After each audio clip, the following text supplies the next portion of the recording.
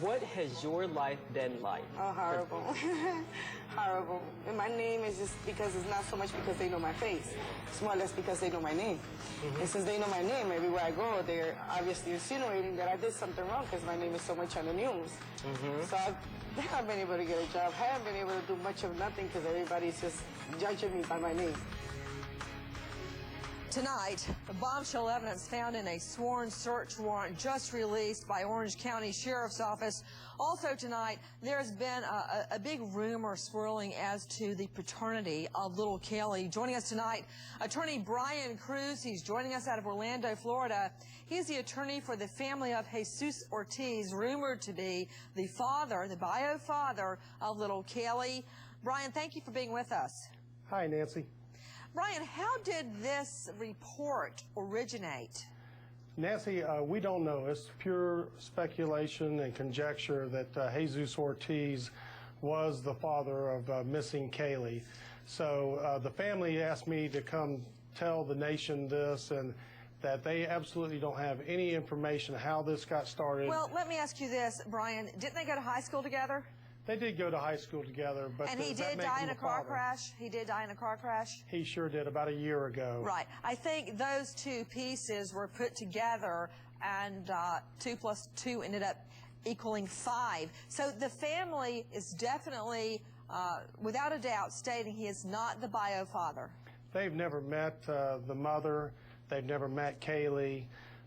They just have no information. They don't have any other information. Are they being harassed about this? Oh, certainly. The media has been there day in and day out, and they're being brought in this much like that other lady was brought into it, and they don't want to be part of it.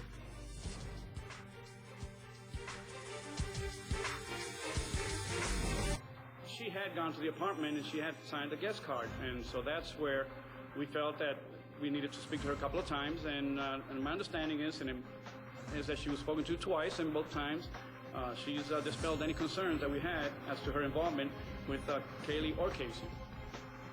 Out to the lines to Elizabeth in Alabama. Hi, Elizabeth. Hi. What's your question, dear? It's really good to speak to you. Likewise. With all the reward money, if little Caylee was alive, don't you think someone would have turned it in? You know, that's an excellent question. $250,000, $225,000, almost $250,000 reward being offered. 1-800-423-TIPS. Out to Sergeant Scott Haynes with Santa Rosa County, Florida. In your experience, with a reward this big, if she were out there and somebody knew, wouldn't they come forward? Absolutely. I work actually closely with Central Florida Crime Line. I think the reward would be present whether they find her alive or dead. I just think the only person who knows this information is the mother.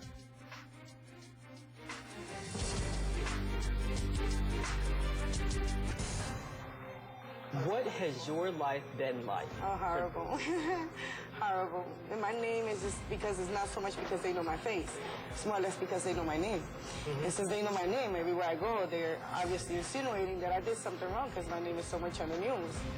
So I haven't been able to get a job. I haven't been able to do much of nothing because everybody's just judging me by my name. What would you say to Casey? Why me? Why would you choose my name of all the people in Florida? Why would you choose my name? You know, if I don't know you, never met you, why would you choose my name? Make my life impossible. You know, right now my life is very impossible because she chose to say my name, of all people.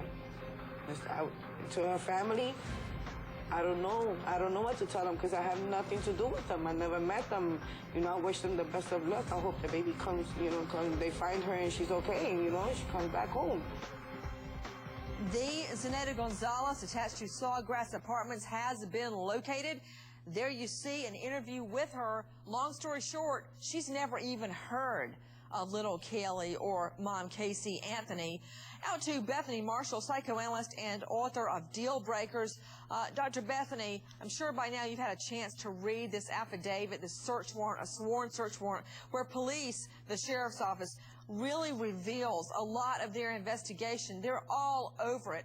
This woman leads police along in an extremely bold manner. For instance, she says the outcry witnesses, under the law, when a crime has occurred, the first few people you tell about it as a victim are called outcry witnesses.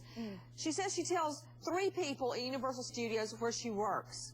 She gets in the car with the police. They already know she's lying. They put her on a speakerphone, and they ask her again, you work at Universal. Everybody in the room hears her lying. She goes into this long story about working there and how she told these other co-workers. They go, okay, let's go over there. They go get her. She gets in the car. They drive all the way over there, Bethany. They get out of the car. They get to security. And the security guy says, well, who do you work for? She gives a name. Security guy says, there's no such person here. They let him on in with the police. They get out of the car. They walk through the complex. They go into a building. They start walking all the way down the hall.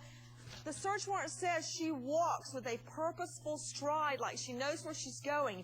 Just before they get to the door, Bethany, she goes, I don't work here. I was fired a couple of years ago. That's very bold, Bethany. You know what comes through again and again is that Casey is a bully. She uses words like weapons. She uses them as objects to control other people. Did you hear the jailhouse call, how she spoke to her own mother using the F word? Whenever friends show empathy towards the child, she says, oh, honey, whoa, whoa, whoa, she shouldn't have called me. She fingers innocent people like Zenaida Gonzalez. That bullying behavior, and we could think of the lying as a way to preserve herself, but I actually think she gets a great deal of satisfaction out of it. I think that's why her whole family is going along with her, because she has bullied them for so long. And what does this tell us about how her little girl met her demise? Did she shake her and shake her? Did she leave her in a hot car to punish her? Did she leave her in a hot bathtub? Did she turn her over to some child abuser? This is consistent with a borderline personality disorder where there's ragefulness, impulsivity, lack of empathy towards other people, including her own child, disregard and violation of the rights of others. And I think there's a great deal of satisfaction she's getting. You know, now that you mention it, Dr. Bethany, I would say satisfaction is something that you hear in her phone calls from the jail. Yes. I'm hearing in my ear, right now we're being joined by reporter Lewis Bolden. Bolden is from CNN affiliate WKMG. They're in Orlando, and out of everybody, he manages to find the Zenaida Gonzalez, the babysitter that Mom Casey tries to finger to police, saying this is the woman that she left her daughter with. All right, out to you. Lewis Bolden joining us from WKMG. Lewis, how'd you find her? I know the police had already spoken to her, but how did you find her? Well, Nancy, I'll tell you, it was not easy, but this is something that we have our entire news department has been working on for 3 weeks since this story broke. And, you know, we're all reporters, and that's what we do, is investigate. And so this is not something that fell into our laps today. Again, we've been working on this for 3 weeks, but today, finally, all of the pieces came together, and we were able to track her down and get that interview. Lewis, how has this whole thing affected her life? Nancy, you have no idea what she has been going through. She has a MySpace page. She says she has been threatened on her MySpace page. She has been interviewed by detectives a number of times, and she is just basically trying to prove that she had nothing to do with this. She has children of her own. She has very small children. She's having to explain to her young children why they are seeing their mother's name, not just on local news, but on national news, night after night after night. So it has not been a good situation for her. Lewis Bolden, WKMG, tracks down Zenaida Gonzalez. She says she knows nothing about Mom Casey or little Caylee. Take a listen. What has your life been like? Oh, horrible. Horrible. And my name is just because it's not so much because they know my face. It's more or less because they know my name. And since they know my name, everywhere I go, they're obviously insinuating that I did something wrong because my name is so much on the news. So I haven't been able to get a job. I haven't been able to do much of nothing because everybody's just judging me by my name.